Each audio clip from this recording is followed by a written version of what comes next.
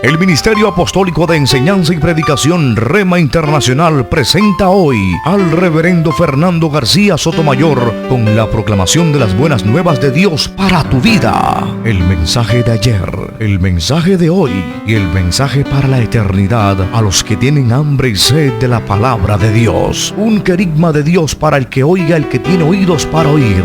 Escucha el dabar del Eterno a las naciones. Ahora es el tiempo para recibir el rema del Espíritu Santo a tu espíritu. Escuchemos con fe la memra del Señor para el alma. Escuchen con mucha atención, abran su Biblia, busquen la reverencia y escuchen atentamente la lectura. Números capítulo 23, verso 19 al 23. Números capítulo 23 versos 19 al 23. Escuchen.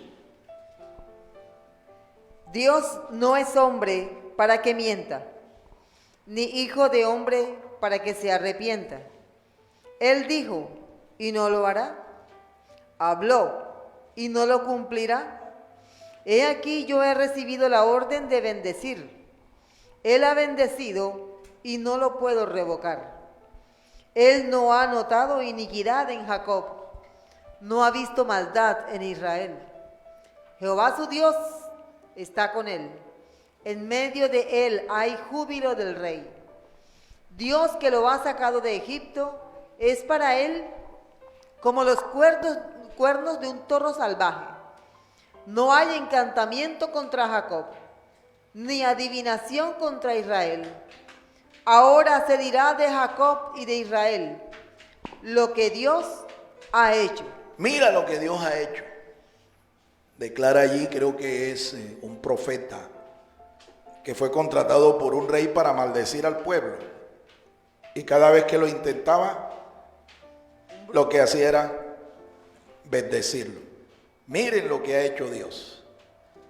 Esa expresión es la base de una canción cristiana. Mira lo que ha hecho Dios. Mira lo que ha hecho Dios. Sanó mi mente, tocó mi ser justo a tiempo. ¿Se acuerdan de ese cántico? Ven, bueno, ahí fue donde se inspiró el escritor de ese cántico, en ese pasaje, en esas palabras. Vamos a orar y vamos a pedirle al Señor que nos dé entendimiento de esta palabra. Mire el tema. ¿Cómo le hemos llamado a este tema? ¿Cómo hemos encabezado este? Liberándote del poder de la hechicería. Liberándote del poder de la hechicería. De la hechicería. Liberándote del poder de la hechicería. Y aquí les digo, antes de orar, es cierto que hay muchas personas que dicen que la brujería no existe, que la hechicería no existe, de que las brujas eso es puro cuento, pura fantasía, puro mito. Pero yo te digo, de que las hay, las hay. De que hay brujas, hay brujas. De que hay hechiceros, hay hechiceros. De que la brujería, la hechicería existe, claro que sí, sí existe. La Biblia habla de ella. Padre, gracias te damos por tu palabra. Gracias, Señor, por lo que tú nos has permitido, Señor, poder aprender de ella. Te rogamos, Señor, que nos bendigas por tu palabra y que estés abriendo nuestros sentidos espirituales. Tu Espíritu Santo, Señor, esté alumbrando nuestro entendimiento. Nos dé la capacidad de poder discernir, entender espiritualmente tu palabra. Condúcenos, Señor, hacia todo aquello que es verdadero, todo aquello que es recto, todo aquello que es sano, todo aquello que contribuye a nuestra edificación espiritual. Te lo rogamos en el nombre de Cristo Jesús y te damos las gracias. Y el pueblo dice, amén. Puede tomar su lugar, hermano. Aquí tenemos un pasaje interesante que nos muestra un momento histórico en el pueblo de Israel, antes de llegar a poseer la tierra de Canaán. Un rey llamado Balac, enemigo del pueblo de Israel, quiso maldecir a este pueblo. Y le hablaron de que existía un profeta que era practicante de la hechicería, de la brujería. Su nombre era Balaam. Y le dijeron, busca a Balaam y él con toda certeza, como es profeta, va a maldecir a este pueblo. Así que Balaam lo hizo, lo contrata, le paga, arreglan un salario, un pago por este servicio, pero cada vez que el profeta intentaba maldecir al pueblo hebreo, lo que le salían eran palabras de bendición. Y esto pues enojó al rey Balac. Le dijo, oye, yo te contraté fue para que los maldijera, no para que los bendijera. Y Balaam le dijo la razón por la cual no podía él maldecir al pueblo hebreo. Ahí en el texto que hemos leído está la razón. Si mal no estoy, en el verso 20 dice que él, como profeta, no podía revocar lo que Dios había hecho con el pueblo. Dios había bendecido a este pueblo y esa bendición era irrevocable. Por eso él no podía maldecirlos, porque ya Dios los había bendecido. Primera lección que aprendimos aquí: cuando Dios nos bendice, nadie puede maldecirnos, hermanos. Nadie. Puede ser quien sea. Hasta la mamá de Tarzán puede venir y decir, te maldigo, y eso no tendrá ningún efecto contra nosotros. ¿Por qué? Porque hemos sido previamente bendecidos por el Señor. ¿Cuántos benditos del Señor hay acá? Ahora, algo que también nos dice el contexto histórico de este pasaje. Se usa un hebraísmo mirando desde el primer verso 19 donde hemos leído, donde dice que Dios no es hombre para mentir. Y dice, y tampoco es hijo de hombre para arrepentirse. Eso es un hebraísmo. Un hebraísmo es un giro propio de la lengua hebrea. ¿Sí? En la lengua española existen giros propios de la lengua. ¿Sí? Se llaman giros lingüísticos o castellanismos, porque nuestra lengua es la castellana. En el japonés existen también giros propios de la lengua japonesa. Se llaman niponismos. Niponismos. ¿Ve? En el idioma, por ejemplo, alemán, los giros de la lengua se llaman germanismos. ¿Sí? Germanismos. En la lengua inglesa se llaman anglicismos y en la lengua hebrea se llaman hebraísmos. ¿Ven? Aquí tenemos un hebraísmo y propiamente en este hebraísmo lo que se está diciendo es que Dios tiene emociones humanas, sensaciones humanas, sentimientos humanos. Es una figura literaria. Tú no lo puedes interpretar literalmente. Tienes que buscarle un sentido más amplio a esta expresión. Y efectivamente lo tiene. Lo tiene. ¿Sí? Lo que aquí se está diciendo es que Dios no es hombre en el sentido de que sus sentimientos y sus emociones son como las emociones humanas. El nombre propio de esta figura retórica, este hebraísmo, es antropopatismo. Antropopatismo. El autor le atribuye a Dios emociones, sentimientos, sensaciones humanas para tratar de dar a entender qué es lo que Dios siente en ese momento, qué es lo que hay en Dios.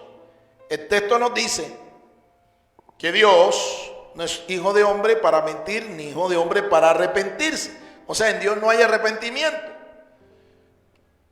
Entonces, cuando tú lees otro pasaje en las Escrituras, por allá en el libro de Génesis, cuando Dios decidió exterminar la raza humana, allá en el capítulo 10, 9 del libro de Génesis, vas a encontrar una frase que dice, y Dios se arrepintió de haber creado al hombre. ¿Sí? Eso es otro hebraísmo. Y es prácticamente un hebraísmo del mismo tipo. ¿Sí? Un antropopatismo. Entonces, aquí en este pasaje encontramos que Dios se arrepintió. Y acá en Números capítulo 23, verso 19 dice que Dios no se arrepiente. Aparentemente allí hay una contradicción, pero la explicación la encontramos en el contexto del pasaje. Lo que el autor quiere decir es que Dios se dolió en el corazón de haber creado al hombre. Dios se dolió, a Dios le dolió en su corazón haber creado al hombre, porque el hombre le desobedeció. Eso se hace para explicar entonces que aunque Dios no tenga emociones humanas, sin embargo, Dios es capaz de sentir estas emociones porque Dios es una persona. ¿Y qué es lo que hace diferente a una persona, sí, de un objeto inanimado, de un objeto que no tiene vida? ¿Qué es lo que lo hace diferente? ¿Qué es lo que hace diferente a una persona de un objeto inanimado? Por ejemplo, de una roca. Bueno, es que las personas tienen emociones, tienen intelecto y tienen voluntad. Los objetos inanimados no. Dios es un ser espiritual, es una persona espiritual. Fuimos creados nosotros a imagen y semejanza de Él. Esa imagen y esa semejanza de nosotros con Dios es espiritual, es moral. Dios es espíritu. Y al igual que nosotros, los seres humanos, nosotros también tenemos una parte espiritual. En esa parte espiritual es la que nos parecemos al Señor. Así como Dios, un ser personal, tiene intelecto, tiene emociones y voluntad, así también nosotros los seres humanos tenemos intelecto, tenemos emociones y tenemos también voluntad. ¿Cuántos dan gloria a Dios? ¿Cuántos dan gloria a Dios? Tenemos entonces aquí una referencia, este hebraísmo que nos indica que Dios es un ser que tiene emociones personales. Dios tiene emociones personales. Estas emociones en Dios son del más alto grado, de la más alta intensidad. Cuando la Biblia dice que Dios ama, eso es un antropopatismo. Cuando la Biblia dice que Dios aborrece, eso es un antropopatismo. Y cada vez que la Biblia describe sentimientos, emociones humanas en Dios, lo describe en su más alto nivel, en su más alta intensidad. Dios nos ama con amor extremo. Dios nos ama con amor extremo. Dice la Biblia ya en el Evangelio según San Juan capítulo 13, en el verso 1, que el Señor Jesús amó a sus discípulos y dice el pasaje, los amó hasta el fin. Eso es amor extremo. Ahora, cuando la Biblia dice que Dios se enoja, que Dios se aira, que Dios se indigna, hermano, a eso hay que ponerle atención. Porque los pasajes que dicen eso están hablando de una indignación extrema, de un enojo extremo. A su nombre. Son emociones perfectas, a diferencia de las emociones que nosotros como seres humanos experimentamos. Entonces, el pasaje reseña esto en Dios. También reseña la imposibilidad del profeta Balaam de maldecir al pueblo de Dios. Y por último, el pasaje dice, estoy diciéndote lo que dice el pasaje. No estoy haciendo aquí ninguna explicación, ninguna exégesis del pasaje. Sencillamente te estoy diciendo lo que dice el pasaje. En tercera ocasión, el pasaje dice, al final, que contra el pueblo de Dios, contra Israel, no hay agüero, no hay encantamiento, no hay adivinación que prospere. Dice el pasaje, verso 23, contra Israel no hay agüero, no hay adivinación.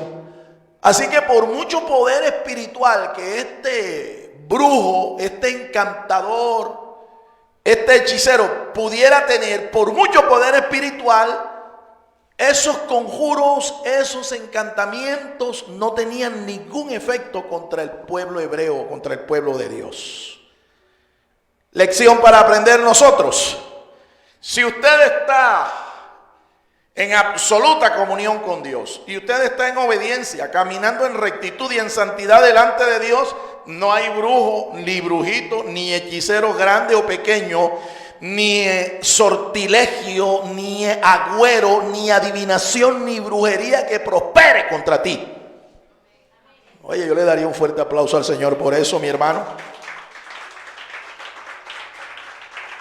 De hecho, te voy a contar el testimonio de algo que a nosotros nos sucedió cuando estábamos comenzando en Cartagena, nuestro ministerio. Una vez casados, mi esposa y yo, nosotros nos casamos en el año 1990. Al año siguiente Dios nos bendijo, nos dio nuestra primera hija, Raquel. Ella nació en el año 1991.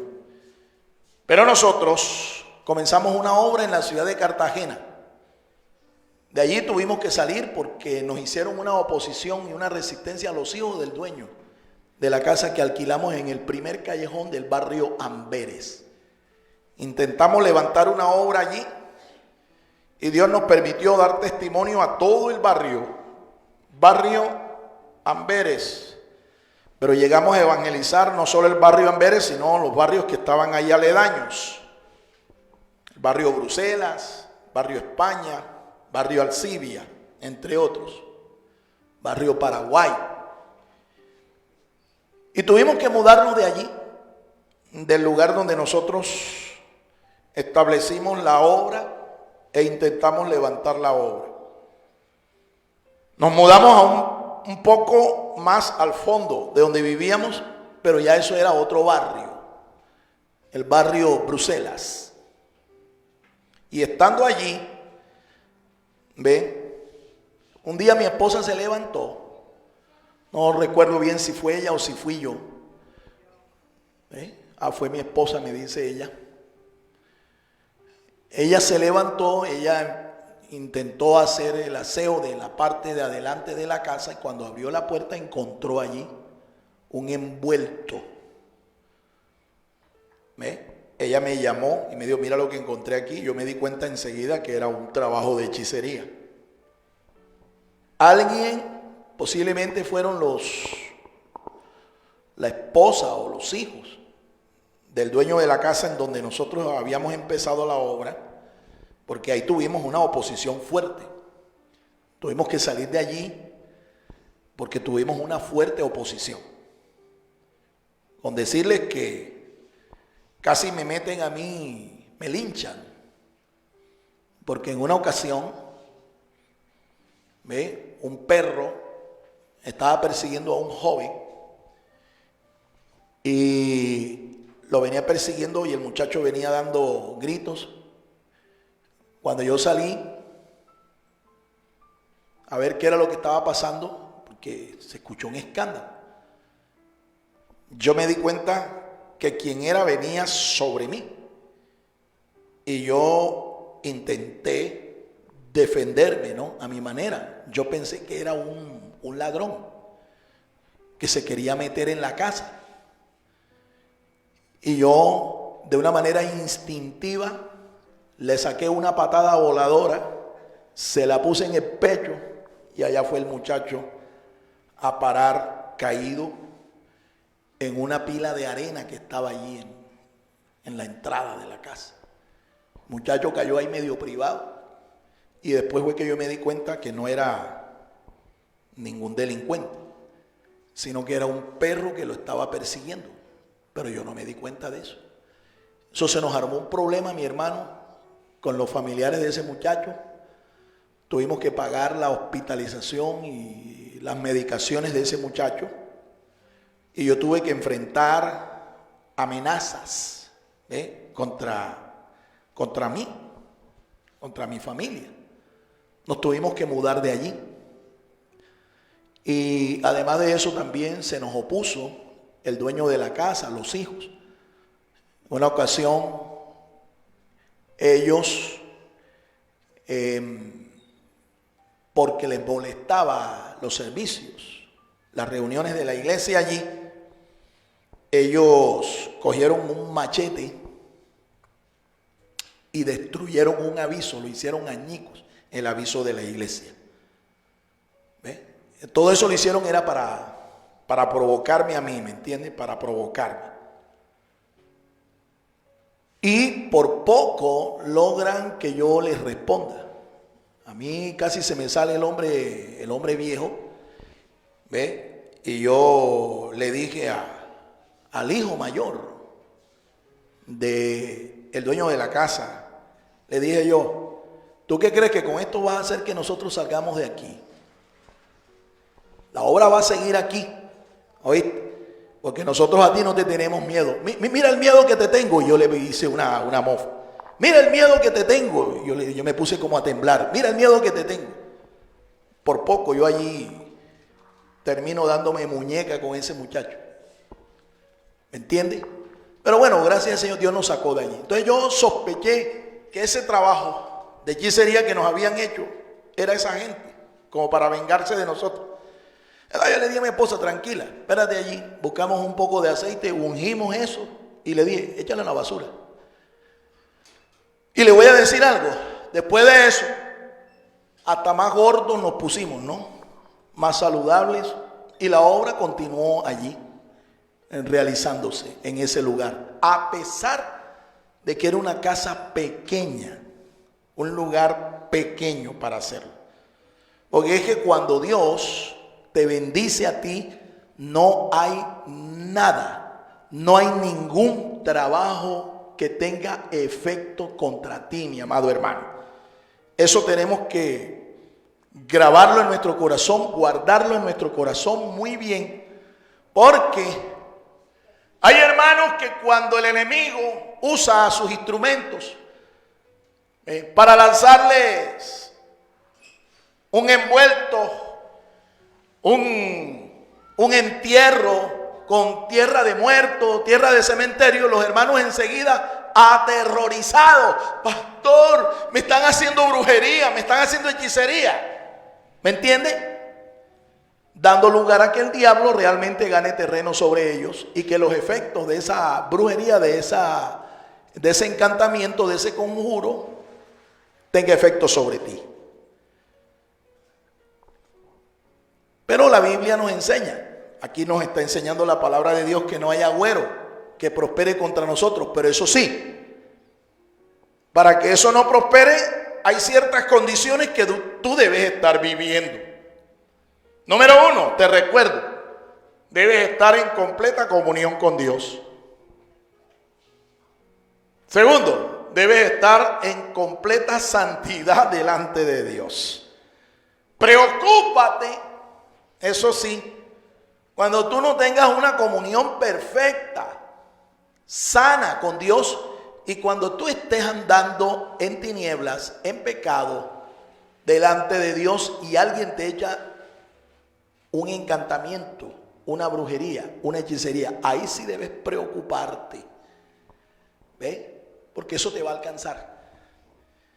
Eso te va a alcanzar. En el texto dice que Dios no vio en Israel impiedad alguna.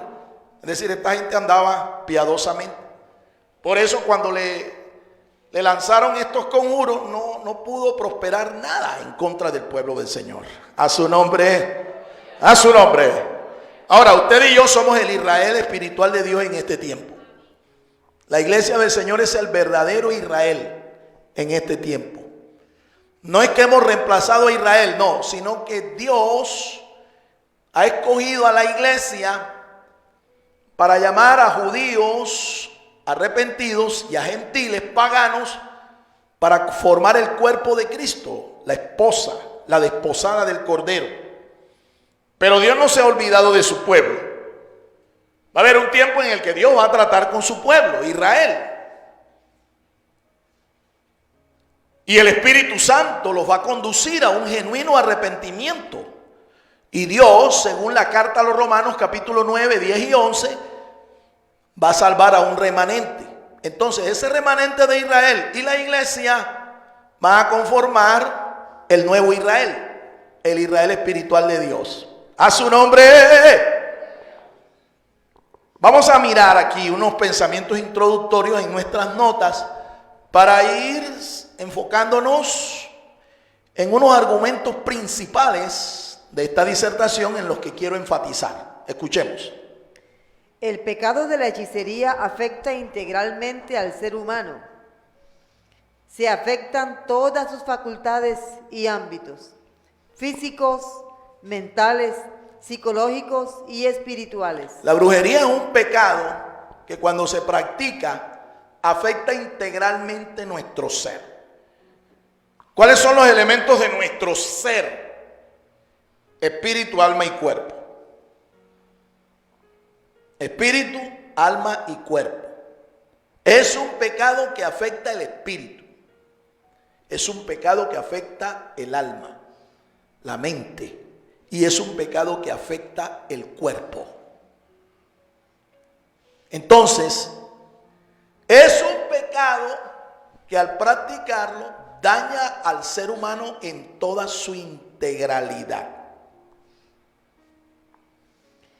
El creyente debe tener la convicción de que si su vida está en plena comunión con Dios y se encuentra en victoria espiritual contra el pecado, no tiene por qué sufrir los efectos ni las consecuencias del poder de la hechicería. Amén. Lo hemos dicho. Tú vives en comunión con Dios. Tú vives en santidad. Te echaron un trabajo de una porquería de estas. Te echaron un hechizo, un encantamiento. No te preocupes. Eso no va a prosperar. Preocúpate si andas mal con Dios. Si andas en desobediencia, en rebelión.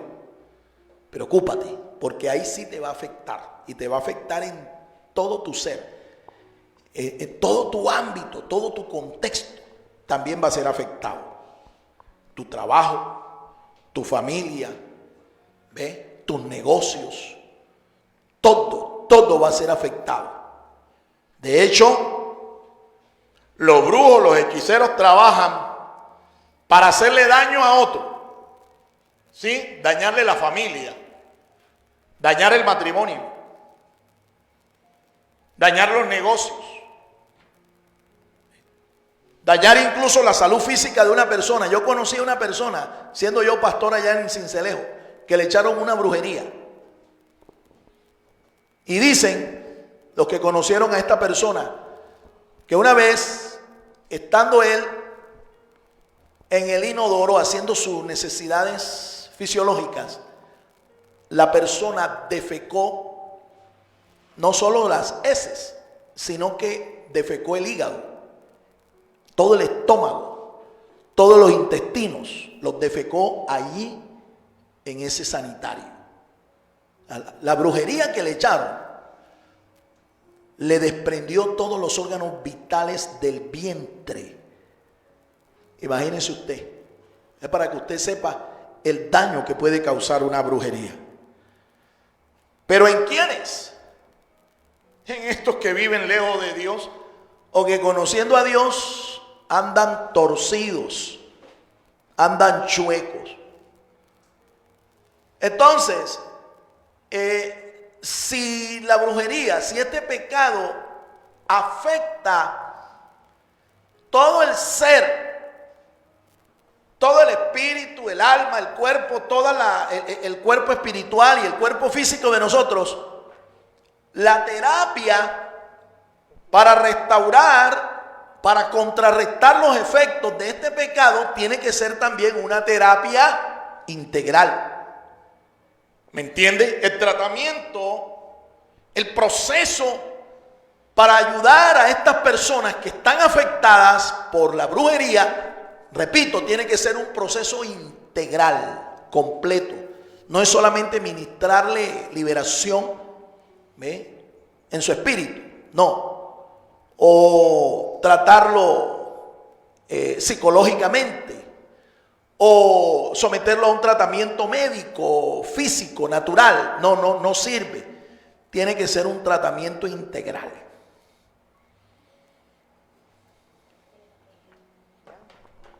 Conozcamos un procedimiento que le proporcionará sanidad y libertad a una persona afectada por esta obra diabólica. Amén. Vamos a conocer entonces este procedimiento, cómo debe ser.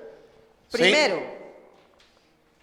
Liberación en el área física natural. Liberación en el área física, el área natural, todo lo que tiene que ver con lo físico. Segundo, liberación en el área mental psicológica. En el área mental, mental psicológica. Sí, esto se llama psicosomático. ¿Sí? Este es un tratamiento psicosomático. Todo lo que tiene que ver con la mente y todo lo que tiene que ver con la psiquis, las emociones de la persona. Y número 3. Liberación en el área espiritual. Liberación en lo espiritual. Ahora, nosotros como ministros, Dios nos ha capacitado para asesorar a las personas en esta área. ¿Cuál? La espiritual. ¿Me entiende? La espiritual. ¿Por qué? Porque el pecado de la hechicería es un pecado espiritual. Es una práctica, como ya lo han escuchado, espiritual. Sin embargo, como este pecado afecta el alma y afecta la mente y afecta el cuerpo, tiene que dársele a esta persona un tratamiento integral. Amén. ¿Me están siguiendo los hermanos? ¿Me están siguiendo los hermanos? Continuamos. Entonces nos enfocamos en el primer paso de este proceso. Liberación en el área física natural. Shocks eléctricos. A una persona que padezca los efectos de una hechicería, un médico, al ver a esta persona en el estado en que se encuentra, le puede recomendar, para mantener a esta persona libre de los efectos de este trabajo. Ahora, el médico nunca te va a decir que eso es un trabajo de hechicería. Él va a buscar unas causas naturales y él te va a decir, lo más seguro es que hay algún tipo de alteración física, de pronto hormonal, físico-química en el organismo, y que todo se debe a un desorden hormonal. ¿Ve? Ahora, hay hormonas que regulan el funcionamiento del cerebro. Hay hormonas que regulan el funcionamiento de los órganos vitales, como los pulmones, el estómago, el hígado, etc. Hormonas, aminoácidos, ¿sí? Que en el cuerpo humano están incorporados para regular los procesos metabólicos, los procesos defensivos, inmunológicos del cuerpo humano. Entonces el médico va a buscar una causa de estos problemas y una de lo que él va a recomendar. Parte de su tratamiento, una vez que él diagnostica, él te va a decir, bueno, mira, a esta persona lo que hay es que someterla a unos shocks, unos choques eléctricos. Entonces la persona le colocan electricidad, unos electrodos aquí en los parietales, o a veces en unas zonas en el cuerpo donde ellos creen que puede estar afectado el centro motor de esa parte del cuerpo. ¿Ya ves? En la Biblia se habla del caso de un endemoniado, un joven endemoniado que Mateo le llama lunático. Sí, dice que era un joven lunático. Bueno, Lucas, cuando hace el relato paralelo de la misma historia, ¿ve? Lucas no le llama lunático, sino que le llama epiléptico. Sufría de convulsiones. Entonces, a una persona que le han hecho un trabajo de brujería y lo llevan a un médico, el médico va a decir que tiene problemas, como ya lo dije, tiene trastornos hormonales y que eso es la causa, es lo que le produce esas convulsiones, esas tembladeras, ese malestar. Y te va a recetar lo que él cree que puede ser la solución, la medicina para ese problema. Los choques eléctricos. Yo recuerdo cuando yo me fracturé este brazo yo me lo fracturé. Yo tenía 16 años de edad.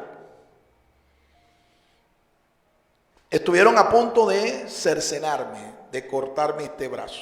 Yo me fracturé cúbito y radio de este brazo. Me tuvieron que operar. Me salvaron milagrosamente el brazo, los médicos que me operaron.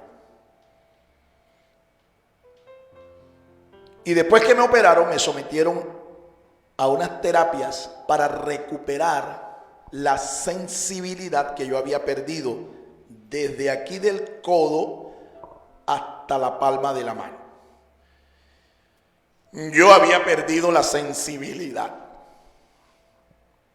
Entonces, ¿en qué consistió el tratamiento? Fueron 6 meses que yo tenía que ir donde una terapeuta para hacerme unos ejercicios en el brazo. Me colocaban unas toallas calientes, después me ponían unas toallas frías y finalmente me comenzaron a colocar electrodos, electricidad en unas partes del brazo. De esa manera, en 6 meses yo recuperé la sensibilidad. Un amigo en el barrio, para comprobar que yo no estaba diciendo mentiras, yo no sentía nada, vino y cogió con un cigarrillo y me lo pegó aquí en este dedo. Y me lo pegó y me preguntó, ¿qué siente? No siento nada. Y el cigarrillo se pegó y me arrancó parte de la piel de este dedo. Yo no sentía absolutamente nada. No tenía sensibilidad. ¿Cómo recuperé la sensibilidad? Después de un tratamiento con choques, con electrodos, electricidad. Lo increíble es que después de 6 meses, donde yo no sentía nada, ahora era lo contrario, ahora sentía más que antes. Entonces la terapeuta me dijo, no se preocupe, jovencito, eso con el paso de los años, eso se va equilibrando. Y efectivamente, ya yo tengo 60 años y yo tengo ya una sensibilidad equilibrada, normal, en este brazo. Entonces fíjate, esto funciona. Una persona que tenga algún trastorno físico como consecuencia de una hechicería puede encontrar de pronto alguna respuesta en esta parte. Pero nosotros sabemos que esa no es la respuesta final. Ni eso es lo único que va a ayudar a esta persona. Continuemos. Aplicación de productos naturales, desintoxicantes, lavados estomacales. Correcto. Una persona que ha consumido, por ejemplo, estas drogas psicoactivas, alucinógenas, como por ejemplo la marihuana, la cocaína, ¿sí?, la heroína, esta persona termina intoxicada, su sangre termina intoxicada totalmente con estas sustancias. Entonces, para que esta persona pueda recuperarse, hay tratamientos médicos, hay ciertos productos, ciertas sustancias, ciertos tratamientos que le van a ayudar a desintoxicarse. Por ejemplo, llevan a un alcohólico, ¿sí? Un alcohólico, lo llevan a un médico y le hacen unos exámenes. En el alcohólico van a encontrar algunas partículas de sangre en el torrente sanguíneo, algunas partículas de sangre, porque lo que él tiene ya no es un torrente sanguíneo, sino un torrente alcohólico. ¿Ve? Resultado, usted es un alcohólico y usted tiene algunas partículas de sangre en su torrente alcohólico. No es lo contrario, ¿no? No es como debería ser. Usted tiene algunas partículas de alcohol en su torrente sanguíneo. No, en el alcohólico es todo lo contrario. Entonces, para desintoxicarlo, le recetan un tratamiento a base de algunos medicamentos, algunas medicaciones para desintoxicarlo. Igual es cuando la persona consumen sustancias psicoactivas, alucinógenos, drogas, estupefacientes. Le aplican ciertas sustancias. O cuando la persona, por ejemplo, le han dado un bebedizo, le han dado un conjuro en forma de bebedizo, se lo dan en la comida, en un jugo, y la persona lo traga y de repente a la persona se le infla el estómago. ¿Me entiende? O se le infla la cabeza. ¿Me entiende? Entonces algunos médicos vienen y le recomiendan un lavado estomacal. Porque la medicina no tiene respuesta para estas cosas. Pero ellos dicen, bueno, hágase este lavado. Y le lavan el estómago. Y a veces la persona, cuando ya bota toda esa porquería que tiene en el estómago, que tiene en el organismo, la persona de pronto puede recuperar la salud. Pero repito, esta no es la solución. Porque el pecado de la hechicería es una práctica espiritual que está asociada con demonios, con espíritus inmundos. Segundo, liberación en el área mental psicológica. Ok. Llevamos al paciente, llevamos a la persona ya no a un médico, sino que lo llevamos a un psicólogo o a un psiquiatra. Porque esa persona está presentando unos síntomas extraños, anormales, que ningún médico ha podido encontrar. Entonces algunos dicen, no, tienes que ir donde un psicólogo, tienes que ir donde un psiquiatra. Y la persona la llevan allí. ¿Ve? Pensando que el psiquiatra es el que tiene la respuesta. ¿Ve? Igual que el médico, el psiquiatra ni el psicólogo tampoco tienen la respuesta, tienen la solución. Sin embargo, ellos intentan, ¿ve? Y te someten a terapias psicoanalíticas. Es más, algunos incluso te mandan ciertas medicaciones. El psiquiatra, por ejemplo, te manda drogas para sedar a la persona, mantenerla allí dormida, convertirla literalmente en un vegetal, ¿sí? Para buscarle una solución. Con el paso del tiempo nosotros vemos que estas drogas no traen solución, no traen respuesta a los problemas que tiene esta persona. Entre los métodos están las terapias de grupo en Narcóticos Anónimos. Hay una asociación, hay instituciones para ayudar a los alcohólicos anónimos. Esos son los adictos al alcohol, alcohólicos anónimos. Ellos tienen todo un tratamiento psicológico, terapias de grupo para ayudar a los pacientes que están afectados con el alcoholismo. De igual manera existen asociaciones, estas se llaman narcóticos anónimos,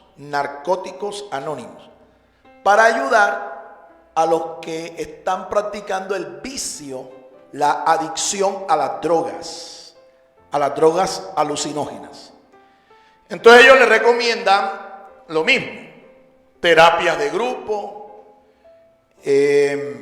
consejerías, tratamientos psicoanalíticos, ¿ves? En algunos casos incluso, como dije, los psiquiatras clínicos recomiendan drogas para sedar a la persona. No para solucionar el problema, sino para darle una especie de paliativo al problema que tiene esta persona. A la final, esto lo que hace es deteriorar más el estado psicológico, anímico, mental de la persona. Apoyo familiar y eclesiástico. Importante cuando se dan este tipo de tratamientos, el apoyo de la familia. Un vicioso, una persona adicta a las drogas, necesita el apoyo de la familia. La familia tiene que apoyar a la persona que está en un tratamiento de recuperación. Tiene que apoyarlo. La familia es el fundamento realmente vital de una persona que está padeciendo esto. Y también la iglesia, una iglesia cristiana, por ejemplo. Una iglesia cristiana. El congregarse le permite a la persona socializar. El congregarse le permite a la persona un apoyo que le puede ayudar a ser libre de las consecuencias de un problema como este.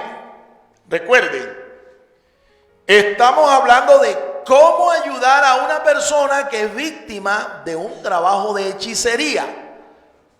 ¿Y por qué estamos hablando de drogas? ¿Y por qué estamos hablando de medicamentos y estas cosas? ¿Por qué? Porque ya usted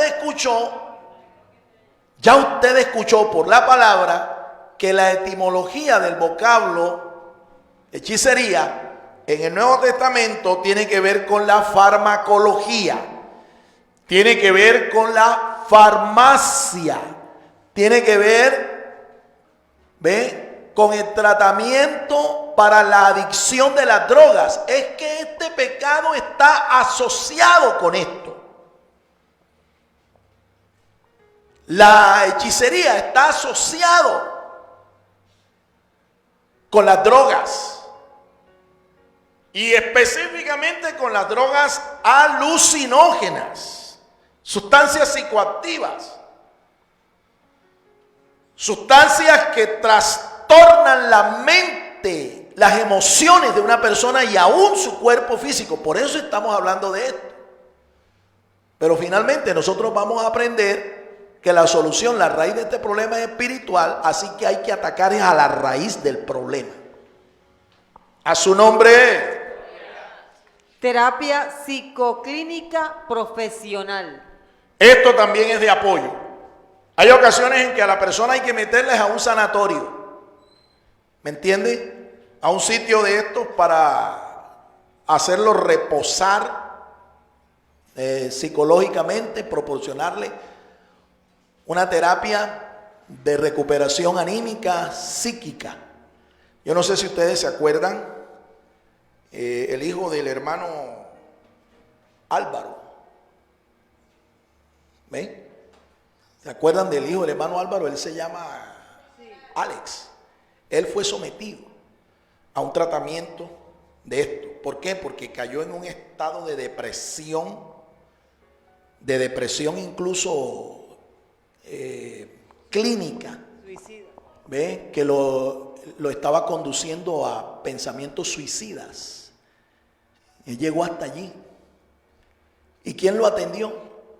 Una iglesia cristiana que tenía una institución asociada a ellos para proporcionar tratamiento a este tipo de personas con este tipo de problemas. Una persona víctima de una hechicería, generalmente a veces, uno de los efectos, ¿ve?, que esta persona sufre por consecuencia de esto es los estados de depresión y de angustia mortal. Un estrés que es nocivo, que es patológico, y que te puede llevar inclusive al mismo suicidio. Hay trabajos de hechicería que se le hacen a una persona para que la persona se mate, para que la persona se suicide. Esto es real, mi amado hermano. Como ustedes pueden ver, es real, es delicado y es muy serio el asunto. Tercero, liberación en el área espiritual. Aquí estamos. Esta es la raíz del problema.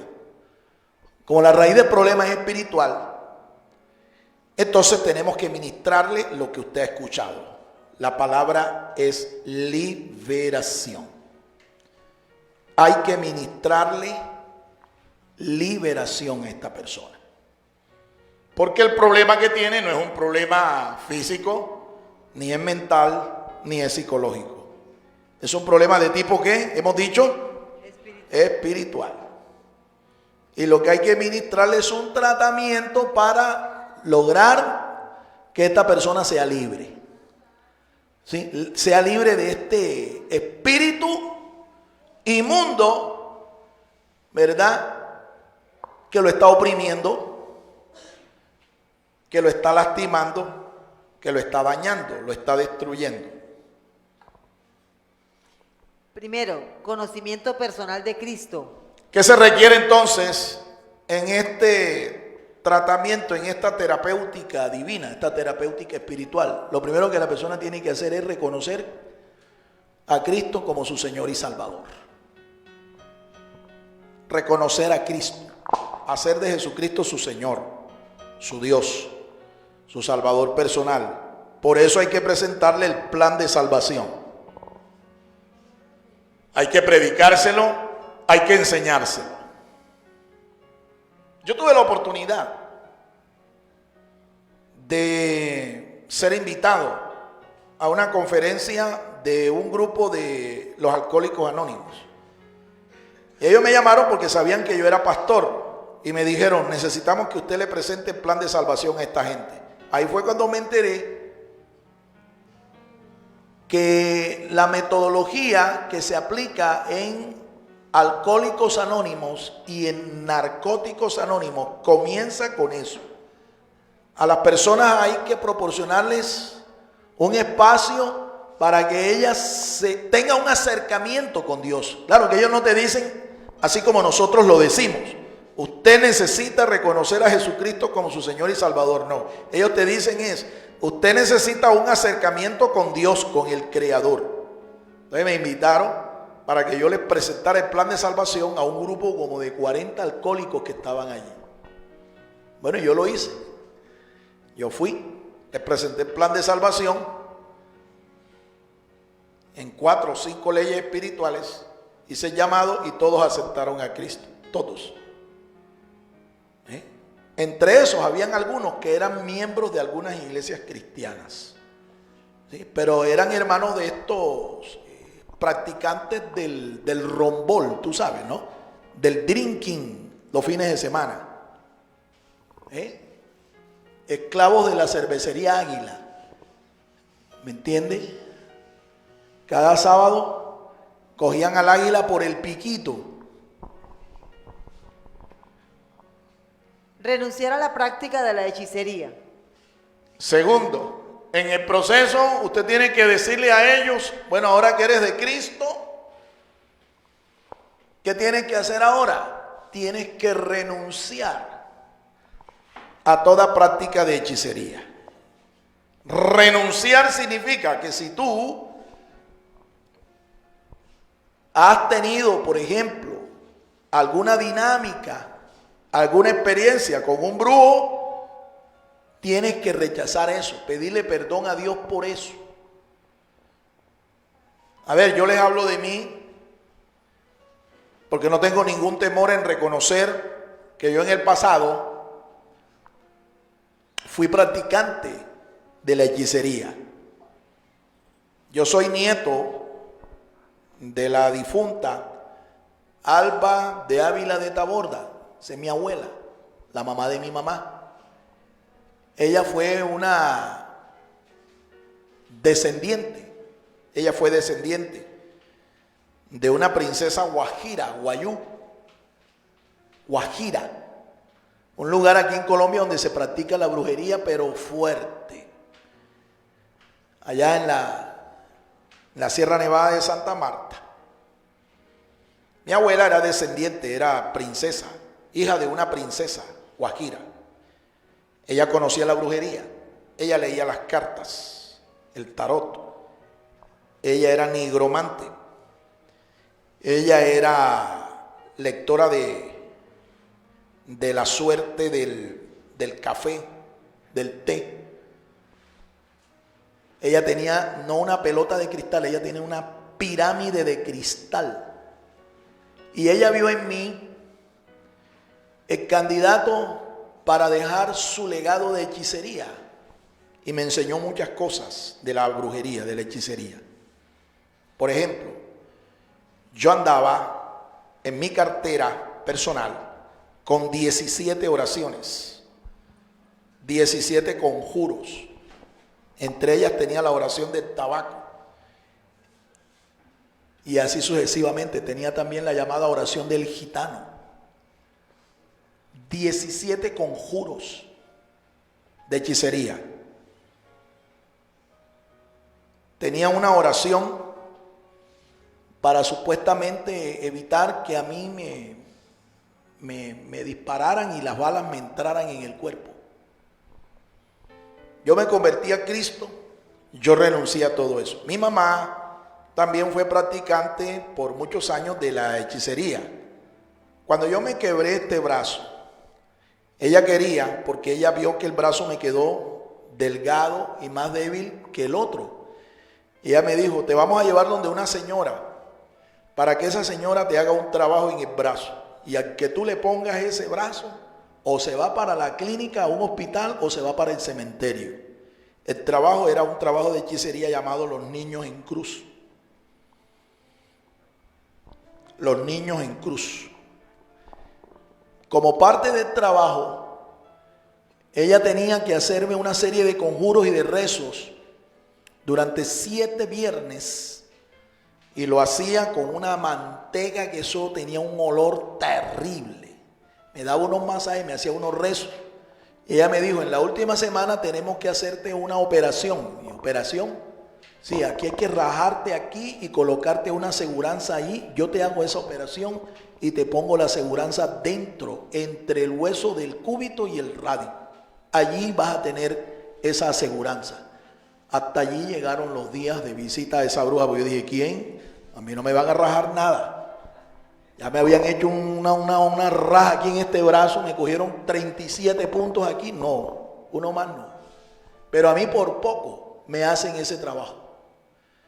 Siendo ya pastor, yo conocí a un personaje en la ciudad de Sincelejo, Sucre. Siendo pastor de la Iglesia Central de las Asambleas de Dios, en una ocasión a mí me llevaron a un hospital para ministrarle liberación a un hombre que le habían hecho el mismo trabajo, Los Niños en Cruz. Porque el tipo había muerto, pero el tipo estaba en la morgue. Escúcheme con atención esto. El tipo estaba en la morgue, pero era un tipo que era una especie como de zombie. ¿Me entiende? El tipo estaba flaco en el hueso, en el esqueleto prácticamente, y la piel. Pero el tipo no moría. Entonces me llamaron a mí para que yo fuera a ministrarle liberación. Pero yo sabía que quien tenía que ministrarle liberación era una persona que le había hecho ese trabajo, ese conjuro. Y además, la persona tenía que estar consciente y el tipo ya no estaba consciente.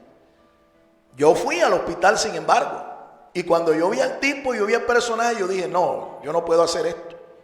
¿Por qué? Me dijeron, ¿acaso Dios a usted no lo usa y Dios no es poderoso?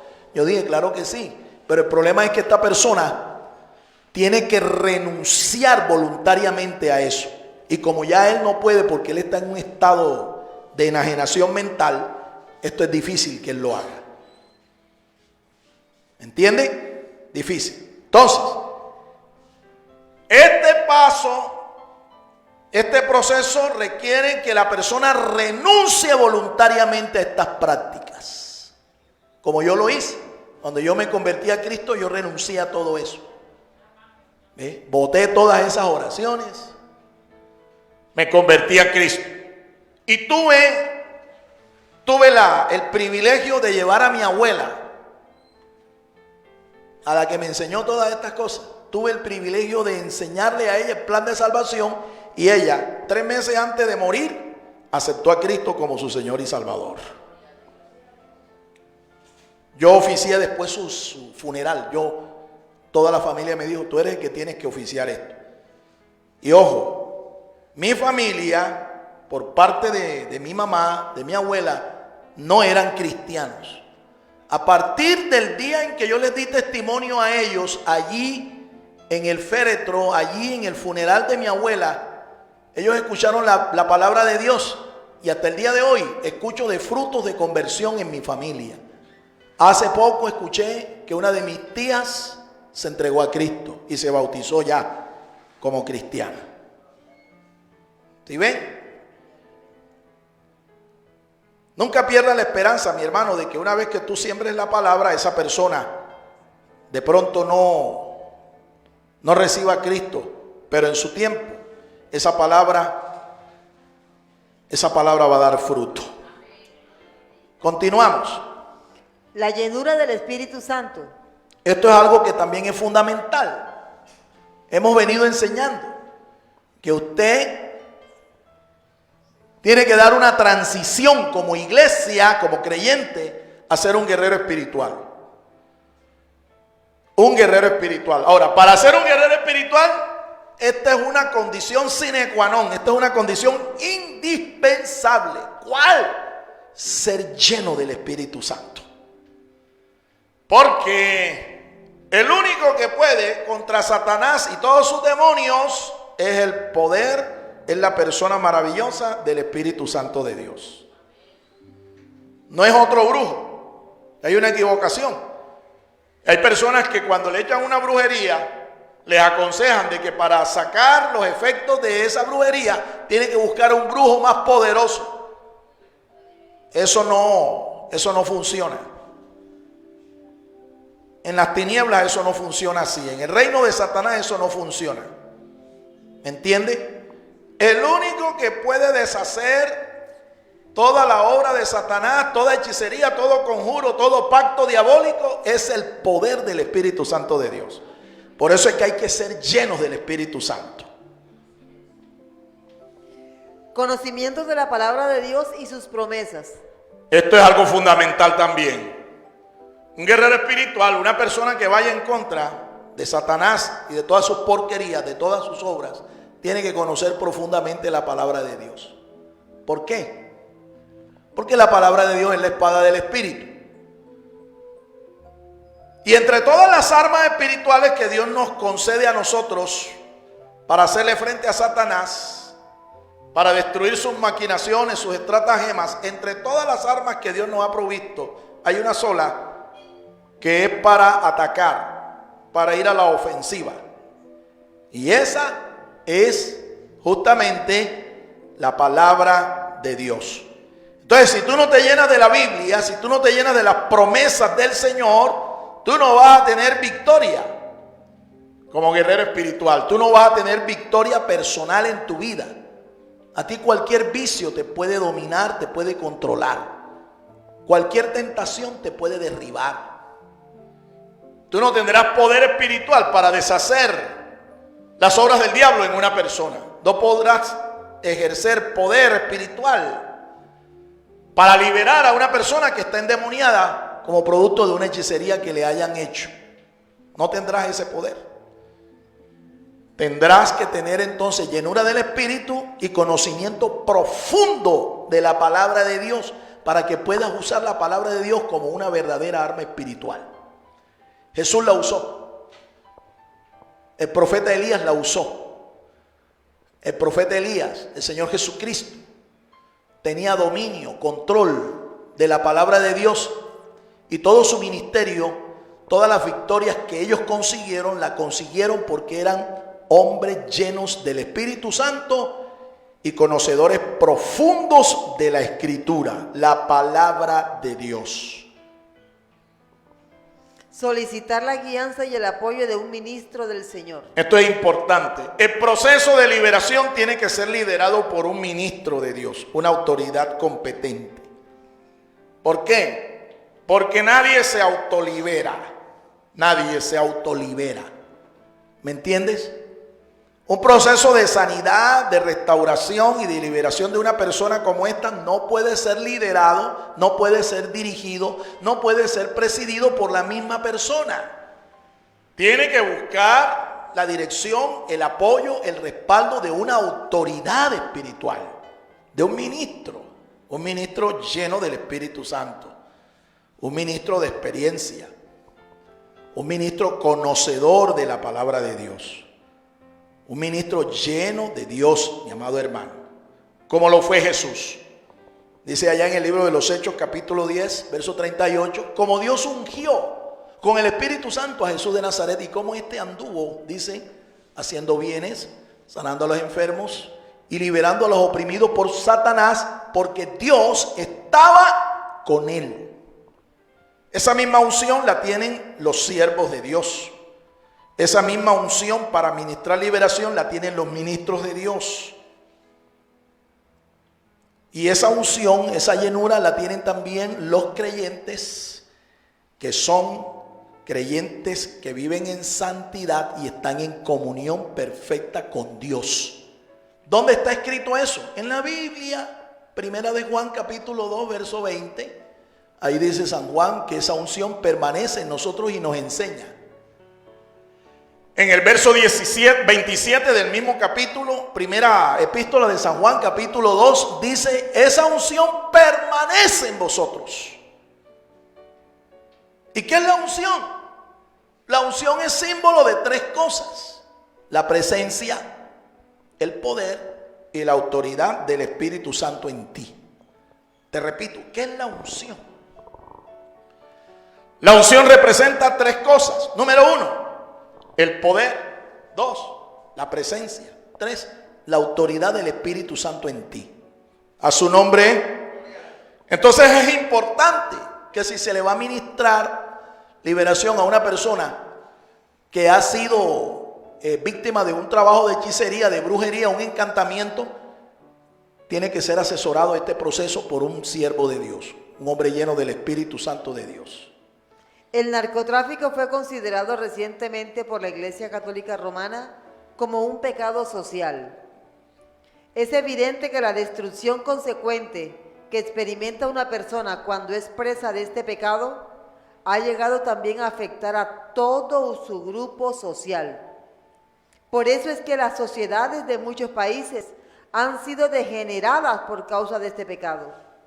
Colombia, Estados Unidos, Venezuela, Bolivia, países productores, comercializadores, distribuidores y consumidores de estas sustancias narcóticas necesitan sanidad y liberación. El problema hay que tratarlo, no hay que negarlo o evitarlo, hay que solucionarlo en el nombre de Jesús.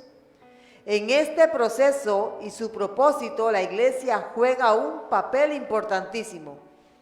¿Quién ha dicho que paralelamente al lado de nuestro ministerio espiritual no se puede crear entidades que puedan ayudar a los consumidores de estas sustancias psicoactivas? Ejemplo, un hogar de rehabilitación para adictos a la droga. Amén. ¿Quién ha dicho, hermano, que nosotros como iglesia, que tenemos que ser parte de la solución para este problema? ¿Quién ha dicho que nosotros no podemos tener una asociación que trabaje paralela, unida a la iglesia, para rehabilitar drogadictos, alcohólicos y personas que son víctimas de este flagelo? Como ya usted ve, escuchó, este flagelo está afectando nuestras sociedades. El tráfico, la producción, la distribución, el consumo de estas drogas psicoactivas ha afectado nuestra sociedad, nuestras familias. Dios guarde nuestras familias, mi hermano, de que alguno de nuestros miembros caiga víctima de una adicción a la droga. Dios guarde nuestras familias, porque esto es un problema serio, destructivo, no solo para la familia, para la iglesia y para nuestra sociedad. Pero la iglesia en esto tiene un papel protagónico. Nosotros tenemos que preocuparnos no solamente de proveerle soluciones espirituales a la gente. Nosotros como iglesia podemos crear centros de rehabilitación para este tipo de personas. ¿Cuántos dicen amén? Usted, cuando tenga carga de parte de Dios para esto y reciba un llamado, hágalo saber a sus pastores. Porque nosotros no nos estamos preparando solo para ser predicadores, pastores, evangelistas, profetas, maestros de la Biblia. A ti Dios te puede usar también como un mentor para ayudar a este tipo de personas. Crear una institución como esta requiere de todo un equipo interdisciplinario, como usted puede ver. Y tal vez puede ser tú la persona que lidere un proceso como este.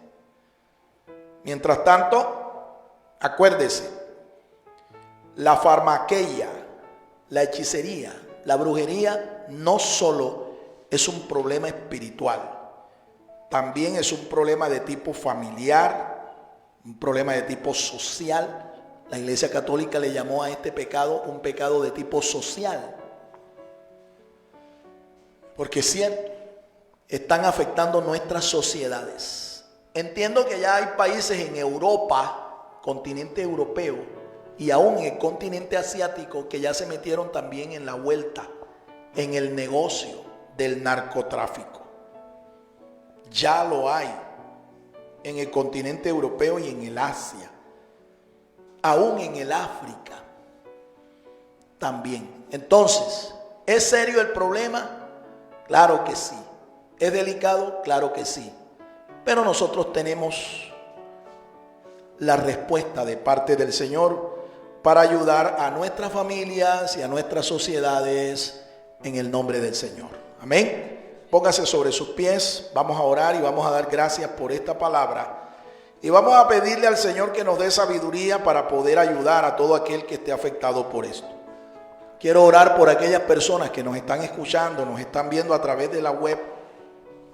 Tienes este problema de adicción, Cristo es la respuesta. Entrega tu vida a Cristo y el Señor Jesús te puede libertar. Dice la palabra de Dios que Él es la verdad, Él es la encarnación de la verdad. Y tú conocerás la verdad y la verdad te hará libre. Eso es promesa de Dios. Eso es promesa de Dios. Si usted está siendo afectado en su casa, en su familia, por un problema, un trabajo de hechicería, no le tenga temor a esto. Busque apoyo, busque ayuda, busque respaldo. Nosotros podemos ayudarle a usted. Podemos extenderle una palabra, un consejo de orientación. Póngase en contacto con nuestras líneas de WhatsApp, con nuestro correo electrónico. A través de la página web también usted puede enviar un chat para pedir consejo, orientación. Oremos. Padre, gracias te damos por tu palabra. Gracias, Señor, por lo que hemos aprendido en este día. Ayúdanos, Señor, a poner por obra lo que tú nos has enseñado. Damos gracias por este tiempo, Señor, en el que hemos podido estar velando en tu presencia. Gracias, Señor.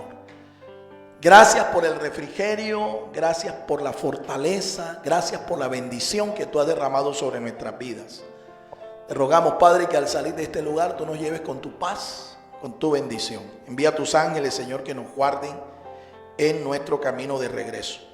Te ruego, Señor, por aquellos que están en la internet, aquellas personas, Señor, que están siendo afectadas por un trabajo de hechicería, aquellas familias, oh Dios, aquellos, Señor, que están siendo apresados, aquellos que están siendo dominados, Señor, por un vicio, una adicción, Señor, a la droga o al alcohol o a cualquier otra sustancia psicoactiva.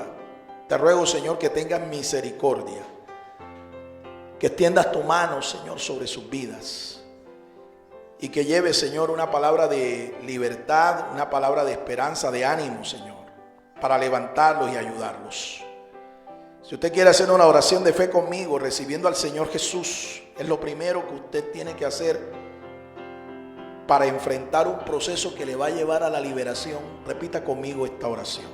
Diga junto conmigo: Señor Jesús, yo he escuchado tu palabra, creo que tu palabra es verdad. Te pido perdón, Señor, por mis pecados. Te pido que me limpies con tu sangre y que escribas mi nombre en el libro de la vida. Séllame con tu Espíritu Santo. Quiero ser, Señor, solo propiedad privada tuya. Entra en mi corazón y toma el control de mi corazón. Te confieso como mi único y suficiente Salvador. Te confieso como mi Dios. Libértame, Señor. Sáname, restáurame y hazme un hombre libre, un hombre nuevo. Por el poder de tu Espíritu Santo te lo ruego. Bendice mi familia, Señor, y dame las fuerzas para salir adelante. Confieso por tu palabra que soy libre, porque donde está el Espíritu del Señor, allí hay libertad. Gracias, Señor. Amén. Amén y amén. El Ministerio Apostólico Rema Internacional pone a disposición esta predicación. Ofrecemos ministración a simposios, seminarios, campañas evangelísticas, educación globalizada sana y de carácter interdenominacional. Escríbanos a ministerioremainternacional@gmail.com o llámenos al celular 316-270-7181.